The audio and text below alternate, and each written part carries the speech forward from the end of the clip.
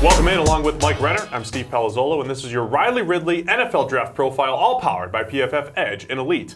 All right, Mike, when we look at Ridley, the PFF grades don't jump off the page, but he played with pretty big wide receiver core over there at Georgia. They spread the ball around, didn't throw the ball a ton. He was a guy we liked a little bit more on film than from what we saw in the grade. Yeah, actually, I would say we liked him a lot better on film in terms of what his raw stats might tell you. Only 559 receiving yards this past season, and that was his best year in college football. So that doesn't jump off the tape. But the fact was, that was a very run-first Georgia team. He only ran 309 routes this past season. You have some guys in this class running over 600 in those pass-heavy, whether it be like Texas Tech, Washington State, those sort of wide receivers. So didn't run that many routes, but I think on a per-route basis, he was a bit more effective than what the raw totals look like. And also, in the contested catch situations, he was fantastic, and he is one of the best route runners in this entire class. I think that's the key there. That's what we said about his brother Calvin last year, but Calvin, much more athletic. Yes, much more explosive. Yeah, much more explosive, much faster, but I think he's got some of that nuanced route running as far as being able to set up cornerbacks,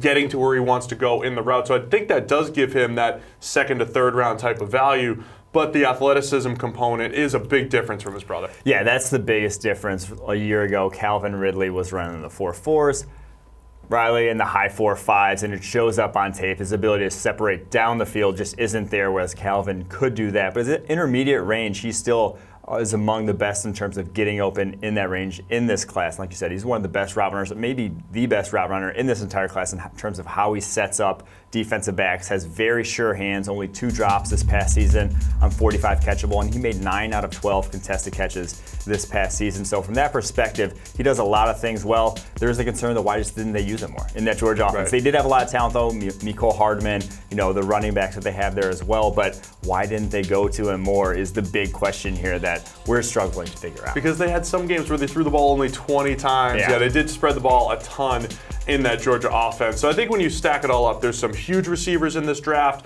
There's some shorter, quicker receivers. Ridley's kind of in the middle, the subtle, route runner type of guy that can add some sneaky production at the next level. Yeah. And that's why he's got some good, like I said, second and third round type of value. So there you have it. It's your Riley Ridley NFL Draft Profile, all powered by PFF Edge and Elite.